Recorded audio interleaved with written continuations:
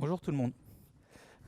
L'idée de ce moment qu'on va passer ensemble, on a à peu près une demi-heure, l'idée c'est d'aborder un sujet qui potentiellement vous intéresse tous, qui sont quelles sont les données disponibles en marketing digital à l'heure actuelle et quelles sont leurs utilisations. Ce sera plutôt un axe pédagogique sur quels sont les types de données qu'on peut exploiter et trouver sur le digital, et après avec un angle aussi assez publicitaire sur comment on les exploite à l'heure actuelle. La première information que je voulais partager avec vous, c'est une information très simple. On a trois axes qui caractérisent la mutation du digital à l'heure actuelle. La première, c'est la typologie des écrans. Donc, quand on parle écran sur la partie digitale, on va dire qu'historiquement, vous en avez tous un dans la main, qui devient à peu près le passe-temps de tout le monde, s'appelle le mobile. Celui que vous utilisez plutôt au fond et qui est plutôt lié à l'univers professionnel, on va l'appeler le laptop, le desktop, c'est l'ordinateur. Après, les extensions, vous allez avoir la tablette. Et maintenant, on assiste à une digitalisation des écrans dits traditionnels. Donc, dans les écrans dits traditionnels, on va retrouver l'écran que vous avez tous à la maison, la télé. Et l'autre écran que vous avez tous les jours quand vous vous déplacez dans la rue, l'affichage extérieur.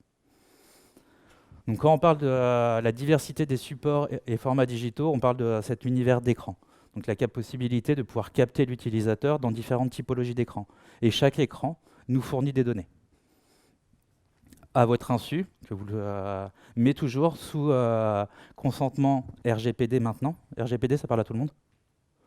Parce que vous donnez votre consentement, donc vous donnez l'autorisation qu'on puisse, analyser vos données, deux, les exploiter, les traquer et les transformer. Ce qui amène au deuxième volet sur la partie données, c'est-à-dire qu'on a la capacité intrinsèque, vu qu'on connaît les sources de données, même si c'est de façon anonyme, mais on va savoir que vous êtes un homme, une femme, 35, 40 ans, vous travaillez dans la com, vous travaillez dans le BTP, on va pouvoir avoir ce gisement de données, mais derrière, on va pouvoir le scénariser, c'est-à-dire qu'on a la possibilité de façon agile de pouvoir choisir un message publicitaire en fonction de l'audience qu'on souhaite solliciter. Et vu que dans le digital, on a la capacité de pouvoir tout analyser et tout traquer, ce qu'on appelle le terme de traquer, donc remonter l'ensemble de la chaîne de valeur d'une personne qui a exposé un message, qui est arrivé sur votre site ou votre application et qui a fait des actions dessus, on va pouvoir collecter ces informations, les traiter, les digérer, pour ensuite les exploiter, soit à l'intérieur de vos bases CRM, soit via les actions qui ont été menées sur votre site. Deuxième préambule que je voulais échanger avec vous, c'est qu'on est plutôt dans une logique de changement structurel du consommateur. Le consommateur, à l'heure actuelle, qu'est-ce qu'il demande? Il demande de l'instantanéité, de la réactivité, de la proximité. Proximité assez facile à faire. Du moment que vous avez votre écran mobile, par exemple, l'une des informations que vous nous donnez assez facilement, c'est votre géolocalisation.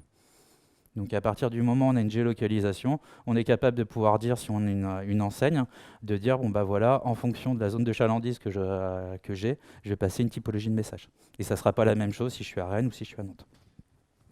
Donc comme ça, on va pouvoir jouer sur ces trois facteurs-là, l'instantanéité, la réactivité et la proximité. Et après, l'univers de la digitalisation, il est au quotidien. Il est au quotidien dans tout ce que vous faites au final.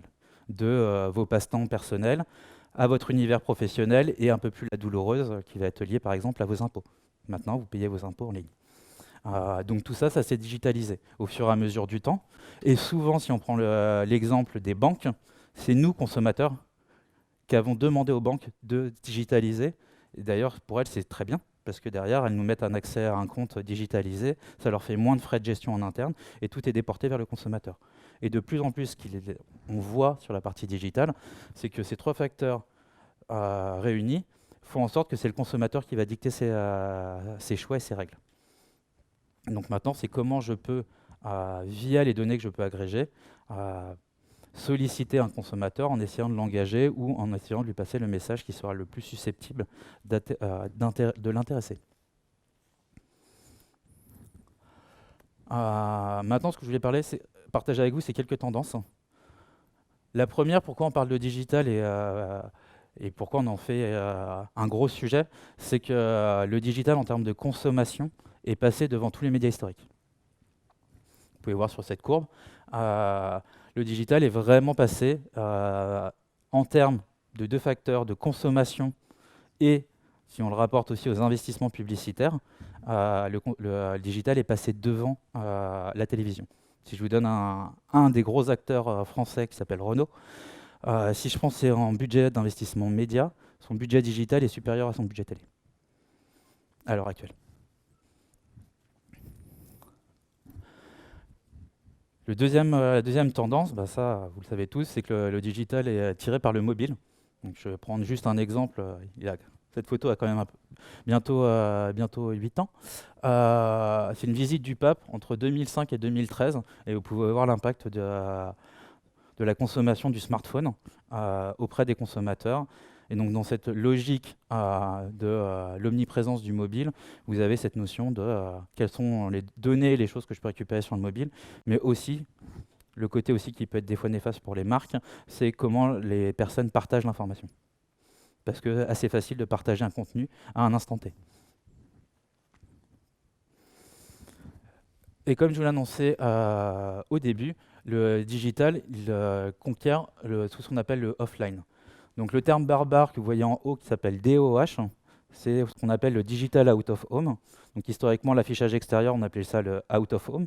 Donc les panneaux traditionnels, les 4x3, tout ce que vous avez. Tous ces panneaux sont en train de se digitaliser. Et si vous prenez l'exemple de la ville de Nantes, par exemple, de plus en plus de panneaux sont en cours d'être digitalisés pour couper les panneaux historiques. C'est aussi un choix des agglomérations d'avoir moins de panneaux, mais de plus grande qualité. Deuxième exemple concret, la radio. La radio est en train de se digitaliser, d'une par rapport à toutes les plateformes historiques qui ont émergé, type des Spotify et des Deezer, mais aussi les flux de radio sont en train de se digitaliser via des podcasts et autres. Tout ça, ce sont des données qui sont exploitables en digital. La presse s'est transformée via l'évolution, on va dire, traditionnelle d'une presse papier à une presse digitale, via les applications, les sites que vous pouvez consulter. La télé est aussi digitalisée via ce qu'on appelle un flux qui s'appelle l'IPTV. Est-ce que quelqu'un a déjà entendu ce terme? Donc en gros, l'IPTV, c'est la manière dont vous consommez votre télé quand vous avez une box. En gros, sur la partie télé, il y a deux flux. Il y a soit le flux linéaire, c'est tout français à un instant T, voit la même chose. Donc je regarde avant mon journal, tout le monde verra la même publicité à un instant T. Si je suis sur un flux dématérialisé, donc je rentre dans les logiques de consommation dit replay, là je passe via un flux digital. Donc j'ai la possibilité de pouvoir séquencer un flux et de choisir le flux que je vais envoyer en fonction des données que les opérateurs remontent à nos amis broadcasters, les TF1, les M6, les Canal. Et donc dans ce flux de données qui est partagé entre les opérateurs et les broadcasters, à date, il y a un flux de données qui est important, qui est partagé, qui sont la géolocalisation, qui est le premier niveau de partage entre les opérateurs et les broadcasters. Ensuite, charge au broadcaster de pouvoir ajouter une couche qui lui appartient, ce sont ses propres données, votre consommation de programme, si vous avez un compte logué, votre âge, votre sexe, et donc l'ensemble des informations que vous lui partagez. Donc tous les types de programmes de replay que vous regardez. Est-ce que vous êtes plutôt série américaine? Est-ce que vous êtes plutôt orienté sport? Toutes ces informations sont stockées et demain exploitables par un tiers. L'autre point qu'on va aussi aborder, c'est tout ce qui va être ce qu'on appelle les courses online. Typiquement, c'est vous faites des achats sur Amazon, vous faites des achats indifféremment sur la Redoute et autres. Toutes les informations que vous achetez en ligne, elles sont stockées et derrière, elles sont accessibles. Et enfin, on a toute la partie qui est aussi paiement sur mobile, qui va aussi permettre de pouvoir générer des informations. Donc, tout cet univers-là fait que on a une source d'information qui est assez extraordinaire à l'heure actuelle sur la partie digitale.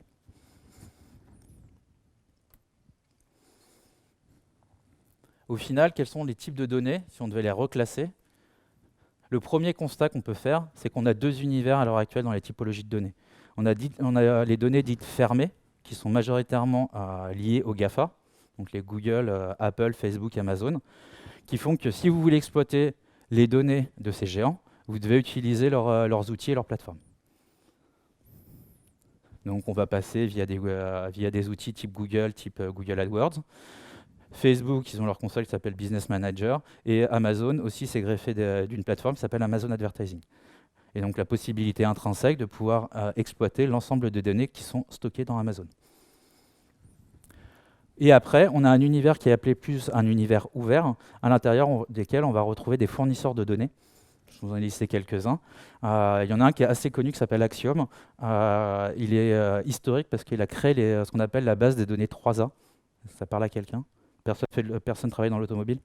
En gros, la base des données 3A, c'est l'ensemble des données de vos cartes grises qui sont dématérialisées, que les constructeurs peuvent acheter. Et donc, ils peuvent savoir si vous avez un modèle qui a 2 ans, 3 ans, 5 ans. Et derrière, ils peuvent le coupler avec, vous avez un modèle qui n'est pas un monospace et que vous avez fait un achat sur Amazon pour regarder des produits pour des nourrissons. Potentiellement, ils vont vous dire, bon bah voilà, c'est le bon moment pour passer à un monospace. Parce que vous êtes dans un moment de vie intéressant pour eux. Voilà comment on peut aussi regrouper les données. Et donc c'est la possibilité après de pouvoir combiner via les données propriétaires de nos amis les géants des GAFA avec des données tierces. Mais on peut le faire que dans leur plateforme. GAFAM, ça parle à tout le monde. Le petit M supplémentaire, c'est pour notre ami Microsoft.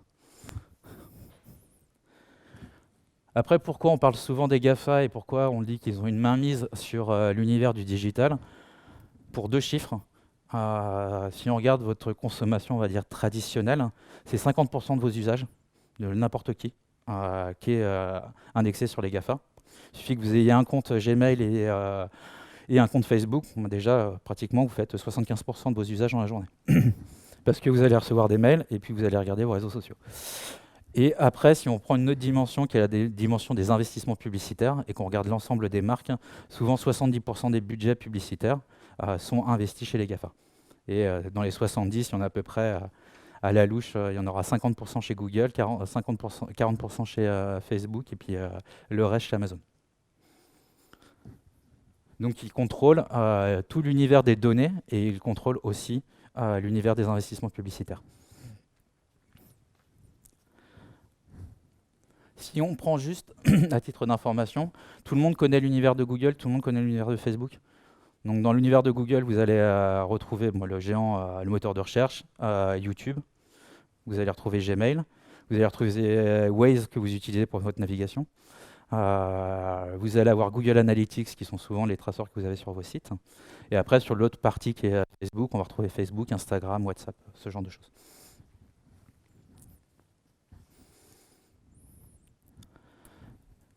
Via toutes ces informations-là, on est capable de pouvoir de créer une cartographie des types de données. Et donc, quand on est publicitaire ou quand on est une marque, quand on veut utiliser les données du digital, on peut un peu les décomposer de la façon suivante.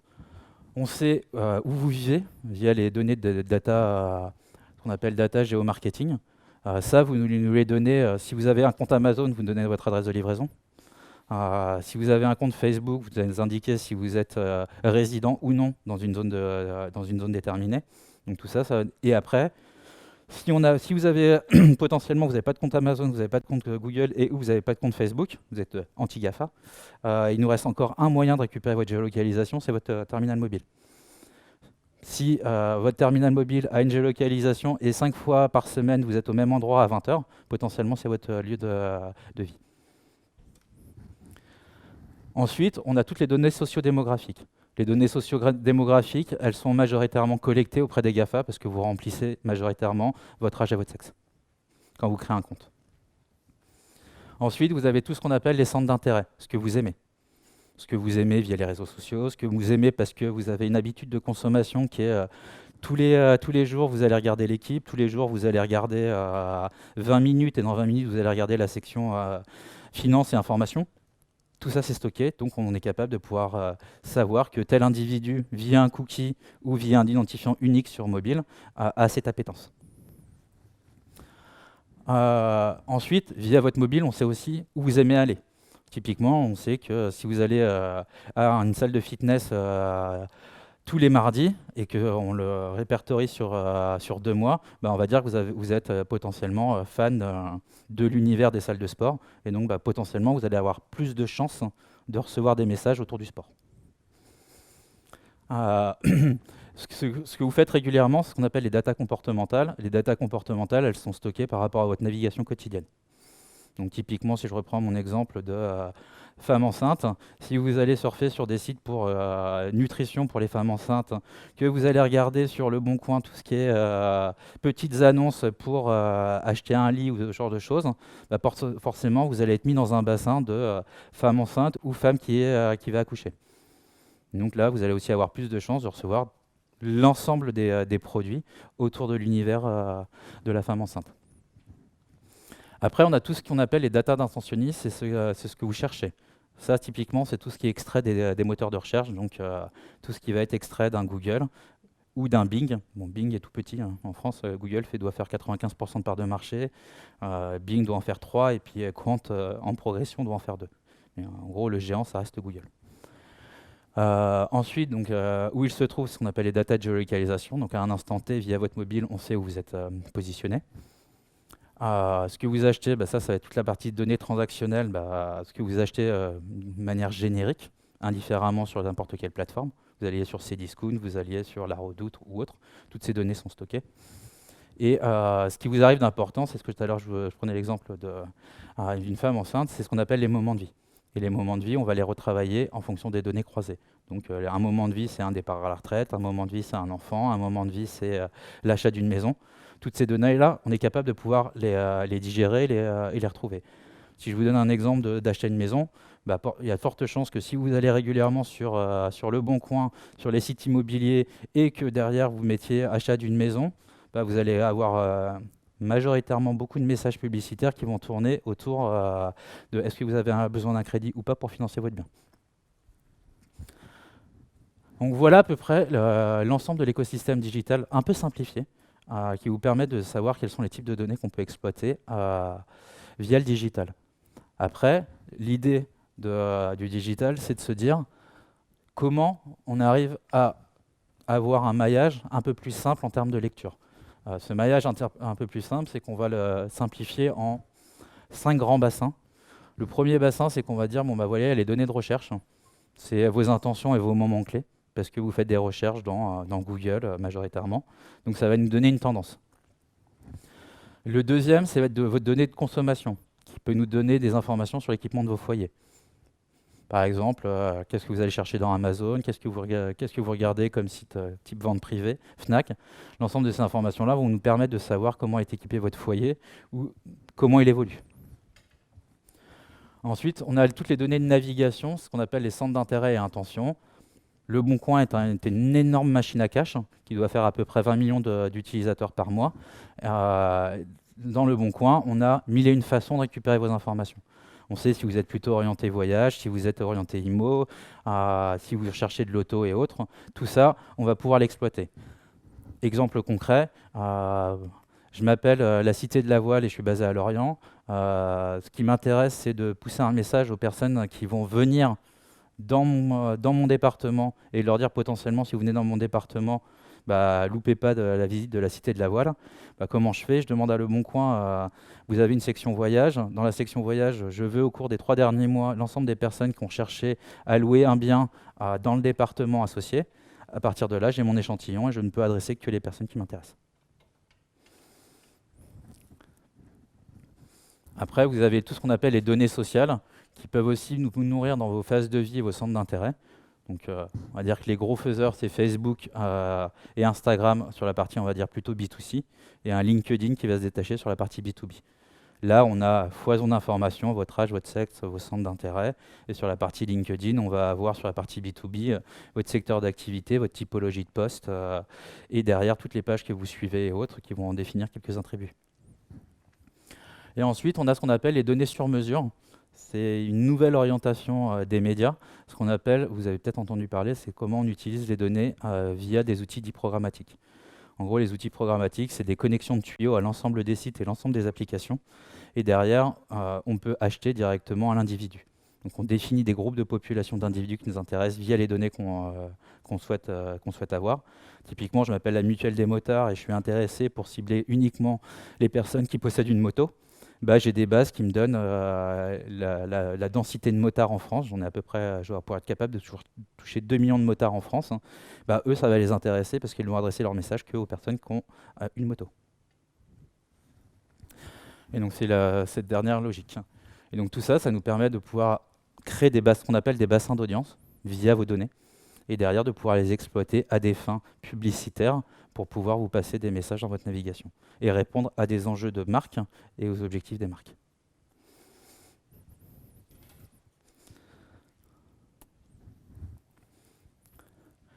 Et donc si je devais le simplifier par exploitation, donc si j'utilise les données de recherche de Google et de YouTube, je vais toucher les personnes en fonction de leurs mots-clés recherchés. Donc typiquement, je recherche une formation sur l'architecture des données. Je vais taper formation architecture des données dans Google.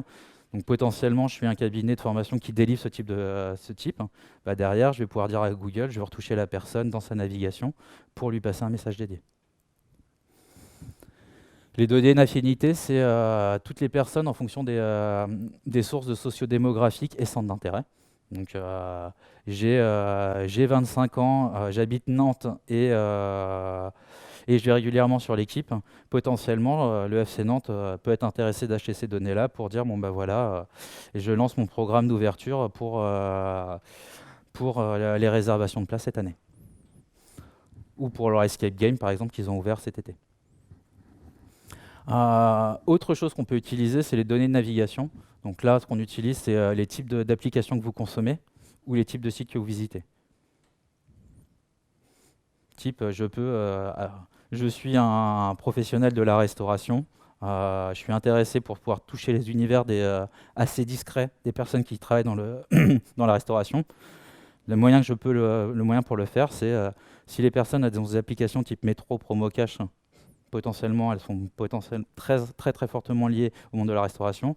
Si elles vont sur l'hôtellerie-restauration ou snacking, ce genre de support, potentiellement, elles vont aussi rentrer dans mon bassin d'audience.